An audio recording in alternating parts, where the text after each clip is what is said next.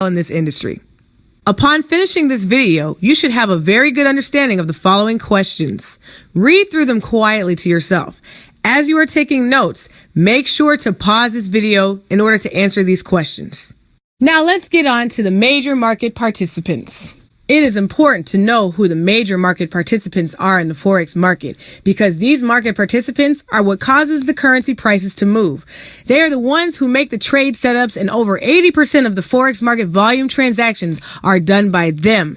Retail traders, which I will talk about soon, are responsible for less than 20% of the transactions, and honestly, in general, whatever the retail traders do barely has any kind of real impact on the movement of prices. So who are some of the biggest stakeholders in the Forex market? Let's start with the central banks and the government. The central banks are some of the most influential players in the Forex market.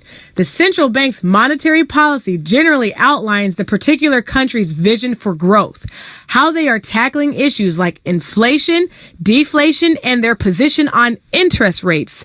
It is very important to know what the central bank's position is on interest rates because this is what determines the money supply for the country and its currency rate globally. So when you decide to trade the news, you want to make sure to pay close attention to any high impact news that has to do with the interest rates, such as FOMC, central bank rate decision, the GDP, the CPI, and the unemployment rate. Unlike retail traders, central banks don't trade to make a profit. Imagine that. They have different purposes for what they do in the Forex market.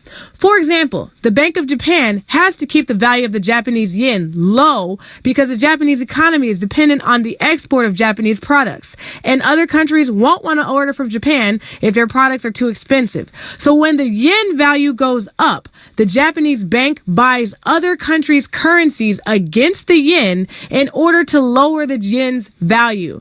As you see, this has nothing to do with making a profit because in this case, they will have taken a significant loss. This is just one example of how central banks play a role in the government's monetary goals for that particular country.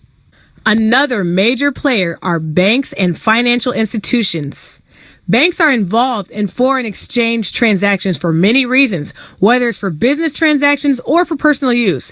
They deal with a large amount of foreign exchange at any time. One of the main players is the interbank market. The interbank market is made up of the major banks that you and I both know well, such as US Bank, Wells Fargo, JP Morgan, Barclay, USBC, to name a few. These are the players that provide the most volume that causes the market to move the way it does. It's very important for you to understand this because during major holidays and certain seasons, such as the summer, the market does not behave normally, and this is not always the best time to trade.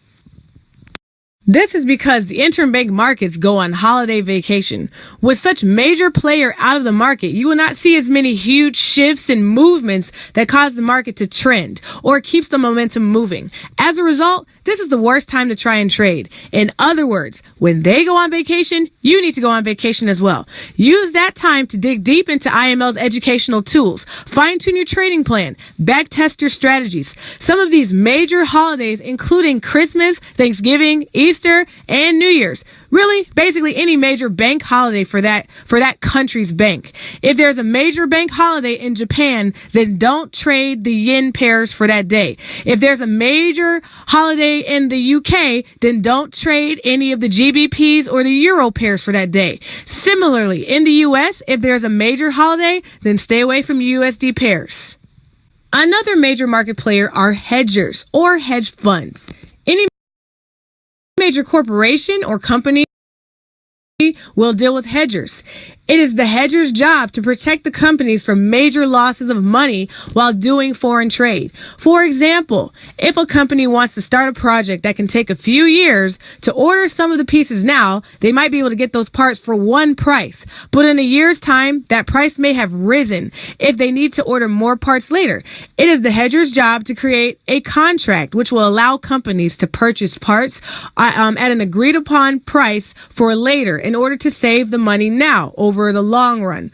These companies allow large corporations to do foreign trade with other countries by exchanging their money for the foreign currencies in order to do business in that particular country in the future. Next, you have the speculation.